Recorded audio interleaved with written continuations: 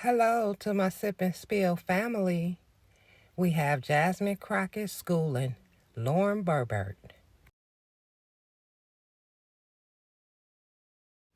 Please subscribe and like the video. Please subscribe and like the video. He runs my pressure up. And I do come prepared to committee, and then there's always somebody from this side that does something ridiculous that throws me all the way off. So, oh, Jesus. Okay, so this is where we're going to start, Ms. Kaskin.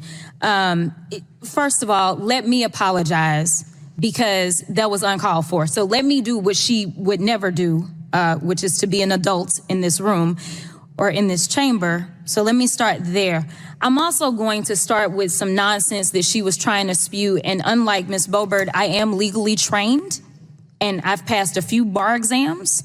And I also legislated before I got here. So I do want to start with correcting the record a little bit. And if you want to add to that, please do.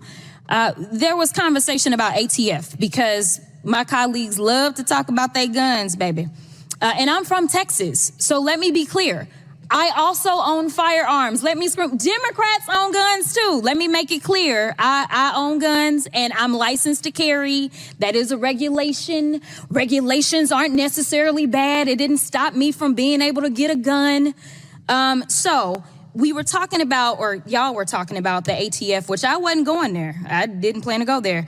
But you know what? I honestly wish the ATF would run amok because we know that seemingly the people that run this chamber don't have the courage to come up with one of the things we've heard is common sense regulations when it comes to guns. And to be clear, our Constitution, the Second Amendment, anticipates people having common sense. Unfortunately, we have not done that. And unfortunately, it has cost us lives. So when you were testifying a little bit earlier, you talked about unintended consequences and the fact that we are supposed to be able to anticipate that as lawmakers when we are writing laws. Unfortunately, not only have we ignored the unintended consequences, but we've got foreseeable consequences that are continually ignored. And that is why we are talking about regulation, at least on this side of the aisle.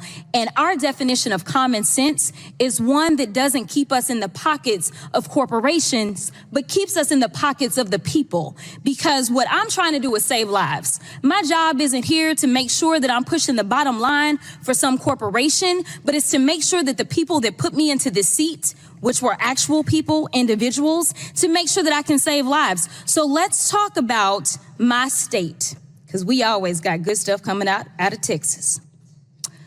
Unfortunately, my state decided that it didn't want to be a part of the overall national grid because my state did not want to deal with all of the quote unquote red tape. The cost of that was lives.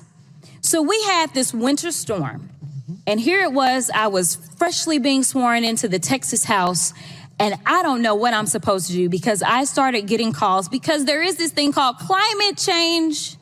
Hello, nobody's in the chamber on the other side, but climate change is this real thing. And so in Texas, we had this terrible storm that took place, and even though we are an energy capital, not just in this country, but in the world, for clean and dirty energy, unfortunately, we couldn't keep our own lights on. And it was all because they wanted to avoid red tape. You know what the cost of that was? It was human lives. And I think that that's what's being lost. You know what happened in Palestine or East Palestine? The cost was human lives. Unfortunately, seemingly, some people don't want to consider human lives as an actual cost. The only cost that they ever talk about is dollars. Well, let me be clear. I'm not here because of corporate dollars.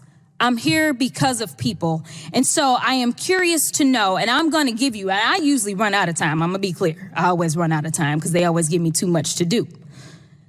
But because of the way that you were treated, I am going to allow you the courtesy of expounding upon what it was that you were talking about with these agencies, which is pretty much what I understood, which is they only did what they were delegated to do, because if ATF could do more, I'm sure that we would actually get rid of the assault rifles that are constantly killing our babies every single day in this country. But go ahead, Ms. Kaskin, with the last 20 seconds. Well, I appreciate your comments, and I thank you for them. The disrespect to someone who's probably old enough to be her grandmother. But Jasmine came in and schooled old girl real quick. You can't talk to her like that because the shark not gonna have it.